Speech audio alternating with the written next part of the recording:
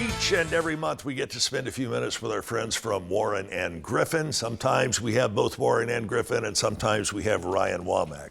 Much calmer presence than Are you serious? the Really? other two. I'm serious. I gotta work on it then. Goodness. Up your game a little That's bit, it. brother. That's it. Your specialty is the field of Social Security, which is a wide, wide highway. Yeah. And I was doing a little bit of digging around, and upwards of 70% of folks who apply for Social Security disability are automatically told no right off the bat. Why? Yeah, but that's a great question, and you're right. Those statistics are accurate. Most people do get denied when they first file their initial applications. That's 2 out of 3 or more. Right. The main thing that we see is a lack of medical treatment with folks. Really, your medical records are your case. So sometimes we'll see people that, they just try to get through the pain and they don't go to the doctor, or maybe they don't have a resource to be able to get to the doctor, or they just hope that they're going to get better. Right. But you're asking the Social Security Administration to make a decision on your case as to whether or not you can work full-time, and you've got to have medical records to back that up. All right, if you are denied right off the bat, again, as upwards of 70% are, should you reapply or appeal? Yeah, so this is a great question, because really what you need to do is you need to appeal that decision, and you can get the help or the assistance of an attorney like our firm Right. to help you through that process. Because what happens is when you appeal that decision, your chances go way higher, especially if you get before an administrative law judge. Those statistics go up to about 50 to 60%. Right. Wow, I had no idea that the numbers were that variable when it came to applying for Social Security disability. How big of a factor is age in this? Age? Somebody in some Social Security office is sitting there looking at the paper going, the guy's 37 years old. No. How big of a factor is the age of the applicant? It can be a major factor. The rules start to shift and change the older that you get. Mm-hmm. So a lot of times a threshold level that Social Security or that we might look at is age 50.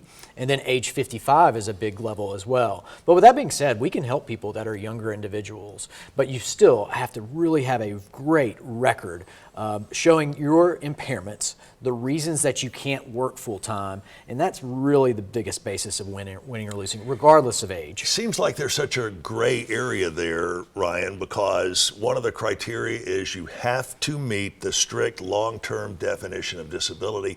It's got to last, 12 months or more. Is that correct? That's right, yep. And you have to be in severe pain. That's a subjective term, for lack of a better word, right? It can be. And again, what you're really looking for is less about the diagnosis for people. Mm-hmm. In this area, we do see people with pain. You see Sure. people that have worked in a factory their entire life. We also see a lot of mental health issues where pain may not be the biggest limiting factor, but it just may be their mental health. But really, again, it comes down to those medical records and showing what it is that is keeping you from working full time. That's the biggest basis within those records. It's less about the diagnosis, it's more about what is it that's keeping you from working full time. We called you Ryan Womack at Warren and Griffin. What's the first step?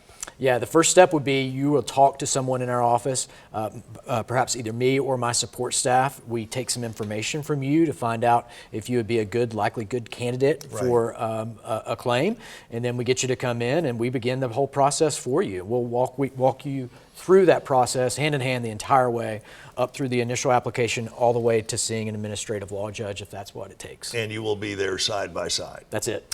What is perhaps the next step beyond that? Yeah. Once they say, yes, we are approving your claim, what happens then, and is there an interim waiting period? Yeah, there's a little bit of a waiting period. So you would essentially get a notice of award. You would get a call from the Social Security Administration to get some information from you.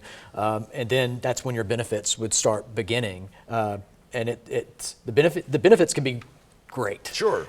It is a great resource for these people that can't work full time. And I know a lot of folks think I'm automatically entitled to it because it's my money and I've worked all these years, which is true. But still, it's in the government's pockets, and it's your job to help loosen up those purse strings. Yeah. And you do a great job. If we weren't up against the clock, I would ask you what your success rate is, but I know it's incredibly high. And you continue to stay after the Social Security Administration and with the applicant. Just one of the many things that sets you apart. Ryan Womack, thanks so much for joining us. You can get in touch with Ryan. You can also get in touch with Let's see, that's C Mark, right? That's C Mark. That's John Mark. Get in touch with them at Chattanooga's preeminent law firm, Warren and Griffin. It's warrenandgriffin.com, warrenandgriffin.com. We'll see you back here for News 12 starting at noon.